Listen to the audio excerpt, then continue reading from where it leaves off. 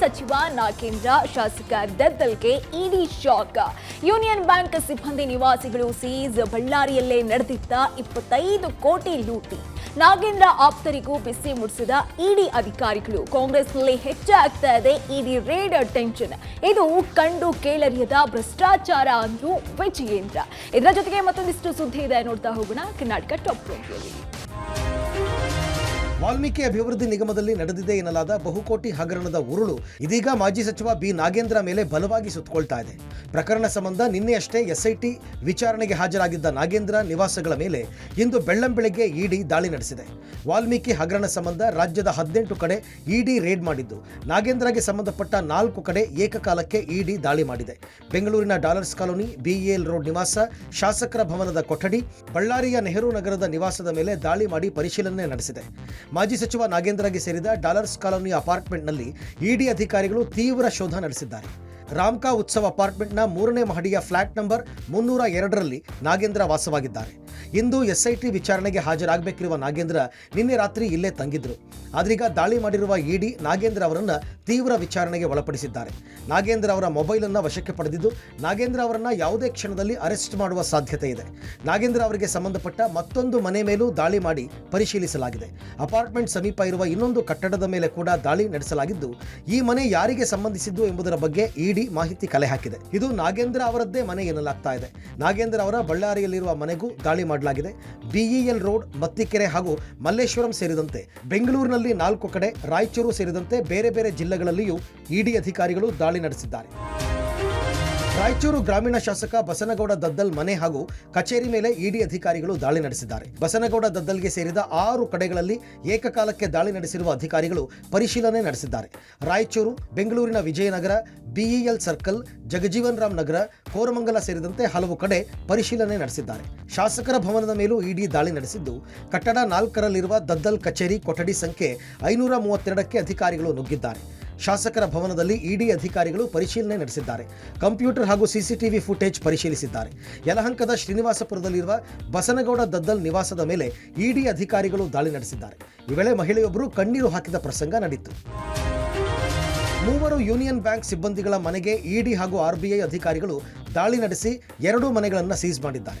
ಎಂಆರ್ಸಿಆರ್ ಲೇಔಟ್ನಲ್ಲಿರುವ ದೀಪಾ ಮನೆ ಮೇಲೆ ದಾಳಿ ನಡೆಸಿದ್ದು, ಮನೆಗೆ ಸೀಲ್ ಹಾಕಿ ನೋಟಿಸ್ ಅಂಟಿಸಲಾಗಿದೆ. ಪೊಲೀಸರ ನೋಟಿಸ್ ಬಳಿಕ ದೀಪಾ ನಾಪತ್ತೆಯಾಗಿದ್ದು, ನೋಟಿಸ್ಗೆ ಉತ್ತರ ನೀಡಿರಲಿಲ್ಲ. ಹೀಗಾಗಿ ಮನೆಗೆ ನೋಟಿಸ್ ಅಂಟಿಸಿ ಸೀಲ್ ಮಾಡಲಾಗಿದೆ. ಮತ್ತೊಬ್ಬ ಬ್ರಾಂಚ್ ಮುಖ್ಯಸ್ಥೆ ಸುಚಿಸ್ಮಿತಾ ರಾಲ್ ನಿವಾಸದ ಮೇಲೆ ಕೂಡ ದಾಳಿ ನಡೆಸಲಾಗಿದೆ. ಇವರು Union Bank of India MG ರಸ್ತೆ ಶಾಖೆಯ ಮುಖ್ಯಸ್ಥರಾಗಿದ್ದು, ಕೋರಮಂಗಲದ ನ್ಯಾಷನಲ್ ಗೇಮ್ ವಿಲೇಜ್ನ ಯಮುನಾ ಬ್ಲಾಕ್ನಲ್ಲಿ ಇವರ ನಿವಾಸವಿದ್ದು, ಆರ್ಬಿಐ ಅಧಿಕಾರಿಗಳು ಇಂದು ದಾಳಿ ನಡೆಸಿ ಸೀಸ್ ಮಾಡಿದ್ದಾರೆ. ಯೂನಿಯನ್ ಬ್ಯಾಂಕ್ ಇನ್ನೊಬ್ಬ ಅಧಿಕಾರಿ ವಿ ಕೃಷ್ಣಮೂರ್ತಿ ಎಂಬುವರ ಮನೆ ಮೇಲೂ ದಾಳಿಯಾಗಿದೆ. ಎಂಜಿ ರೋಡ್ ಯೂನಿಯನ್ ಬ್ಯಾಂಕ್ನಲ್ಲಿ ಹಗರಣ ನಡೆದಾಗ ಕೃಷ್ಣಮೂರ್ತಿ ಕ್ರೆಡಿಟ್ ಅಧಿಕಾರಿಯಾಗಿದ್ದರು. ಸದ್ಯ ಅವರ ನಿವಾಸ ಜೆಜೆಆರ್ ನಗರದ ಮೇಲೆ ಇಡಿ ದಾಳಿ ನಡೆಸಿದೆ. ವಾಲ್ಮೀಕಿ ಅಭಿವೃದ್ಧಿ ನಿಗಮ ಮಂಡಳಿಯಲ್ಲಿಯೂ ಇಡಿ ದಾಳಿ ನಡೆಸಿದೆ. ವಸಂತನಗರದಲ್ಲಿರುವ ವಾಲ್ಮೀಕಿ ಅಭಿವೃದ್ಧಿ ನಿಗಮ ಕಚೇರಿಯಲ್ಲಿ ಪೊಲೀಸರು ಶೋಧ ಕಾರ್ಯ ನಡೆಸಿದ್ದಾರೆ. ಈ ಹಿಂದೆಯೂ ದಾಳಿ ಮಾಡಿದ್ದ ಎಸ್ಐಟಿ ತನಿಖಾ ತಂಡ ನಿಗಮದ ಸಿಸಿಟಿವಿ ಡಿವಿಆರ್, ನಕಲಿ ಸೀಲ್, ನಕಲಿ ದಾಖಲೆ ಸೇರಿ ನಿಗಮದ ಲೆಡ್ಜರ್ ಬುಕ್ ಅನ್ನು ಸೀಸ್ ಮಾಡಿತ್ತು. ಇವತ್ತು ನಿಗಮದ ಪ್ರಭಾರ ಎಂಡಿ ರಾಜ್ಕುಮಾರ್ ಹಾಗೂ ಸಿಬ್ಬಂದಿಯ ವಿಚಾರಣೆ ಮಾಡಿ ಹೇಳಿಕೆಯನ್ನ ದಾಖಲು ಮಾಡಿದೆ. ಬಳ್ಳಾರಿಯ ನಾಗೇಂದ್ರ ಮನೆ ಮೇಲೂ ಕೂಡ ಇಡಿ ರೇಡ್ ಮಾಡಿದೆ. ವಾಲ್ಮೀಕಿ ಅಭಿವೃದ್ಧಿ ನಿಗಮದ ಹಣ ಲೂಟಿ ಹೊಡೆಯಲು ನಾನಾ ಬ್ಯಾಂಕ್ ಬಳಕೆ ಮಾಡಿದ್ದಾರೆ ಎನ್ನಲಾಗಿದೆ. ಬೆಂಗಳೂರಿನ ಹೈದರಾಬಾದ್ನ ಖಾಸಗಿ ಕಂಪನಿಯ ಹೆಸರಿನ ಅಕೌಂಟ್ ಸೇರಿ 17ಕ್ಕೂ ಹೆಚ್ಚು ಅಕೌಂಟ್ಗಳಿಗೆ ಹಣ ವರ್ಗಾವಣೆಯಾಗಿತ್ತು. ಬಳ್ಳಾರಿಯಲ್ಲಿಯೇ 25 ಕೋಟಿ ಹಣ ವರ್ಗಾವಣೆ ಮಾಡಿರುವ ಶಂಕೆ ವ್ಯಕ್ತವಾಗಿದೆ. ಮಾಜಿ ಸಚಿವ ನಾಗೇಂದ್ರ ಆಪ್ತರ ಅಕೌಂಟ್ಗಳಿಗೆ ಹಣ ಟ್ರಾನ್ಸ್ಫರ್ ಮಾಡಿರುವ ಸಾಧ್ಯತೆ ಇದೆ. ಅಕೌಂಟ್ಗಳ ಮೂಲವನ್ನ ಪರಿಶೀಲನೆ ಮಾಡುತ್ತಿದ್ದಾರೆ. ನಿಗಮದಲ್ಲಿ ಕೋಟಿ ಲೂಟಿ ಮಾಡಲಿಕ್ಕೆ ಆರೋಪಿಗಳು Axis Bank, Canara bank, Central Bank of India, Dhanalakshmi bank, Federal Bank, HDFC bank, ICICI bank, IDBI bank, IDFC first bank, Indian Overseas Bank, Kotak bank, Punjab National Bank, State of Bank, Union Bank of India ಸೇರಿದಂತೆ ಹಲವು ಬ್ಯಾಂಕುಗಳನ್ನು ಬಳಕೆ ಮಾಡಿಕೊಂಡಿದ್ದಾರೆ ಅನ್ನೋದು ಗೊತ್ತಾಗಿದೆ. ವಾಲ್ಮೀಕಿ ನಿಗಮದಲ್ಲಿ ಬಹುಕೋಟಿ ಹಗರಣಕ್ಕೆ ಸಂಬಂಧಪಟ್ಟಂತೆ ನಾಗೇಂದ್ರ ಆಪ್ತರಿಗೂ ಕೂಡ ಇಡಿ ಅಧಿಕಾರಿಗಳು ಬಿಸಿ ಮುಟ್ಟಿಸಿದ್ದಾರೆ. ಪ್ರಕರಣದ ಸಂಬಂಧ ನಾಗೇಂದ್ರ ಆಪ್ತ ಸಹಾಯಕ ಹರೀಶ್ನನ್ನ ಇಡಿ ಅಧಿಕಾರಿಗಳು ಅರೆಸ್ಟ್ ಮಾಡಿದ್ದಾರೆ. ಶಾಂತಿನಗರದ ಕಚೇರಿಯಲ್ಲಿ ಹರೀಶ್ನನ್ನ ತೀವ್ರ ವಿಚಾರಣೆಗೊಳಪಡಿಸಿದ್ದು, ಬಳ್ಳಾರಿಯ ನಾಗೇಂದ್ರ ಆಪ್ತರಿಗೂ ಕೂಡ ಇಡಿ ಶಾಕ್ ಕೊಟ್ಟಿದೆ. ನಾಗೇಂದ್ರ ಆಪ್ತರ ಮನೆ ಹುಡುಕ್ತಾ ಇರುವ ಇಡಿ ಅಧಿಕಾರಿಗಳು ನಾಗೇಂದ್ರ ಸರ್ಕಾರಿ PA ಚೇತನ್ ಅವರನ್ನ ತೀವ್ರ ವಿಚಾರಣೆಗೊಳಪಡಿಸಿದ್ದಾರೆ. 8 ವರ್ಷಗಳಿಂದ ಚೇತನ್ ನಾಗೇಂದ್ರ PA ಆಗಿದ್ದಾನೆ. ಚೇತನ್ ಕೈಯಲ್ಲಿದ್ದ ಹಲವರ ಸಹಿ ಇರುವ ಬಾಂಡ್ಗಳನ್ನು ಇಡಿ ಅಧಿಕಾರಿಗಳು ಪರಿಶೀಲನೆ ನಡೆಸಿದ್ದಾರೆ. ನಾಗೇಂದ್ರ ಆಪ್ತರಿಗೂ ಇಡಿ ಅಧಿಕಾರಿಗಳು ಕರೆ ಮಾಡಿದ್ದಾರೆ. ಕೆಲವರು ಬಳ್ಳಾರಿಯಲ್ಲಿಲ್ಲ ಅಂತ ಹೇಳಿ ಉತ್ತರಿಸ್ತಾ ಇದ್ದು, ನೀವು ಇಲ್ಲಿಗೆ ಬರದೇ ಇದ್ರೆ ಬೆಂಗಳೂರಿಗೆ ಕರೆಸ್ತೇವೆ ಅಂತ ಹೇಳಿ ಇಡಿ ಅಧಿಕಾರಿಗಳು ವಾರ್ನ್ ಕೊಟ್ಟಿದ್ದಾರೆ. ಈ ಮಧ್ಯೆ ಸತ್ಯನಾರಾಯಣ ವರ್ಮಾ ಹೇಳಿಕೆಯೇ ಮಾಜಿ ಸಚಿವ ನಾಗೇಂದ್ರ ಅವರಿಗೆ ಕಂಟಕವಾಗಿ ಪರಿಣಮಿಸಿದೆ. ಎಸ್ಐಟಿ ಮುಂದೆ ಹಣದ ಬಗ್ಗೆ A13 ವರ್ಮಾ ಹೇಳಿಕೆ ಕೊಟ್ಟಿದ್ದಾರೆ. ನಾಗೇಂದ್ರ PS ದೇವೇಂದ್ರಪ್ಪ ಅವರಿಗೆ 45 ಲಕ್ಷವನ್ನು ಕೊಟ್ಟಿದ್ದೇನೆ, ಬಸನಗೌಡ ದದ್ದಲ್ PS ಪಂಪಣ್ಣನಿಗೆ 25 ಲಕ್ಷ ಕೊಟ್ಟಿದ್ದೇನೆ, ಈ ಮಾಹಿತಿ ಬಾಯ್ಬಿಡದಂತೆ ನನ್ನ ಮೇಲೆ ಹಲ್ಲೆ ಮಾಡಿದ್ದಾರೆ ಅಂತ ಹೇಳಿ ಎಸ್ಐಟಿ ಮುಂದೆ ಸತ್ಯನಾರಾಯಣ ವರ್ಮಾ ಹೇಳಿಕೆ ಕೊಟ್ಟಿದ್ದಾನೆ. ಇದೇ ಹೇಳಿಕೆ ನಾಗೇಂದ್ರಗೆ ಕಂಟಕವಾಗಿದೆ.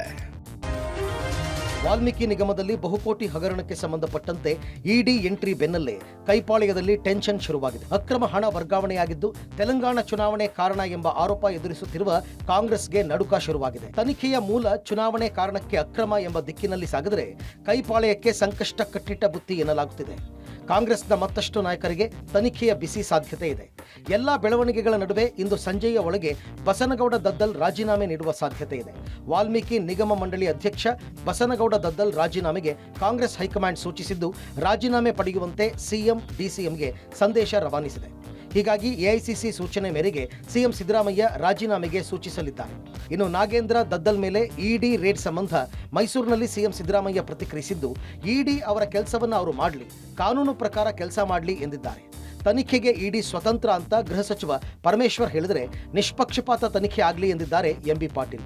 ಮಧು ಬಂಗಾರಪ್ಪ ಮಾತನಾಡಿ ಬಿಜೆಪಿಗೆ ರೇಡ್ ಮಾಡಿಸುವ ಚಟ ಇದೆ ಅಂತ ಹೇಳಿದರು. ಇಡಿ ಅವ್ರ ಕೆಲಸ ಅವ್ರು ಏನು ಮಾಡ್ತಾರೆ ಮಾಡಿ, ಕಾನೂನು ಪ್ರಕಾರ ಮಾಡಬೇಕು, ಅವ್ರು ಏನು ಮಾಡ್ತಾರೆ ಮಾಡಲಿ.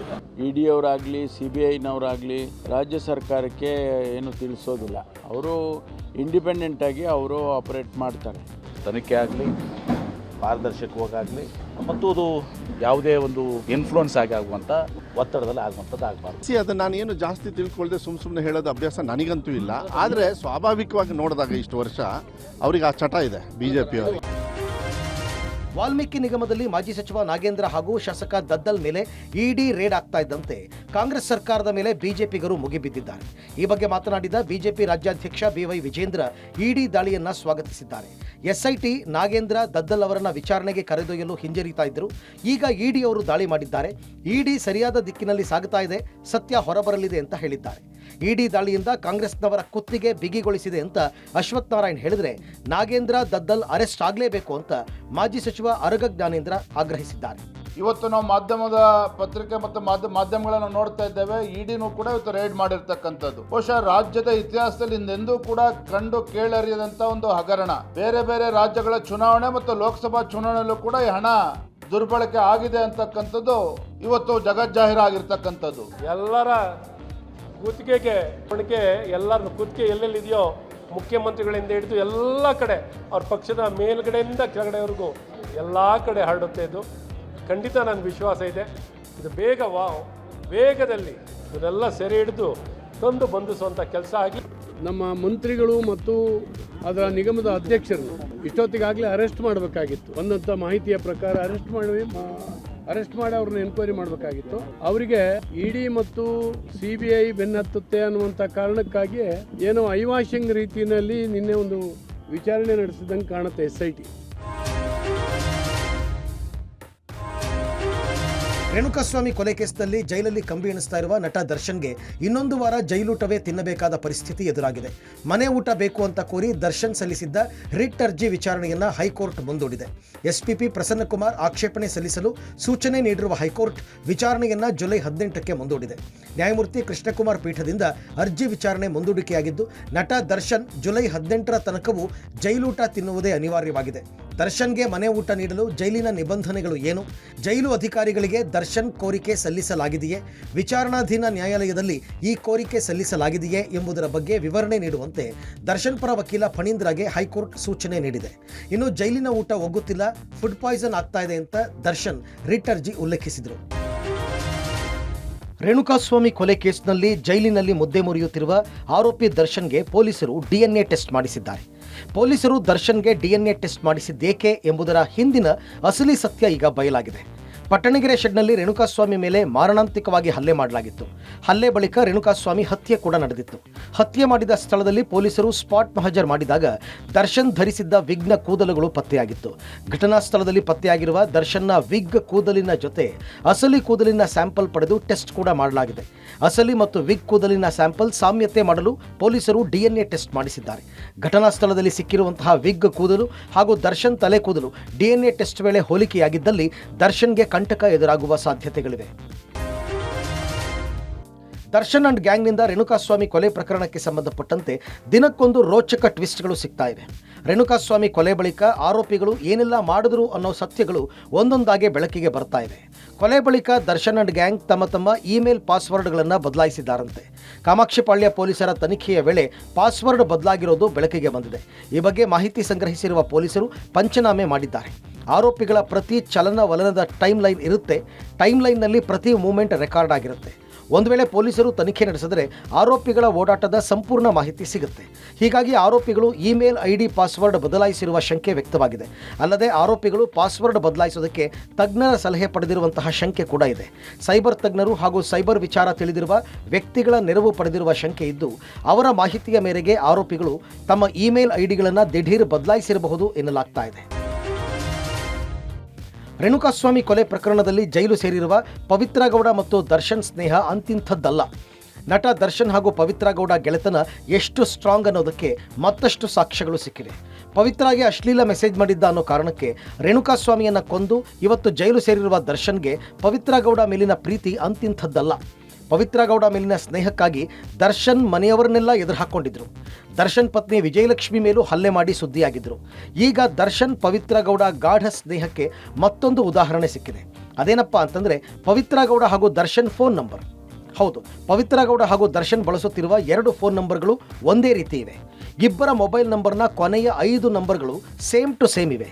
ದರ್ಶನ್ ಪವಿತ್ರ ಇಬ್ಬರೂ ಕೂಡ ಬೇರೆಯವರ ದಾಖಲೆ ಪಡೆದು ಅದರಲ್ಲಿ ಸಿಮ್ ಖರೀದಿಸಿದ್ದಾರೆ. ಪವಿತ್ರ ಗೌಡ ಹಾಗೂ ದರ್ಶನ್ ಫೋನ್ ನಂಬರ್ಗಳು ಕೊನೆಯಲ್ಲಿ 8799ನಲ್ಲಿ ಅಂತ್ಯಗೊಳ್ಳುತ್ತೆ.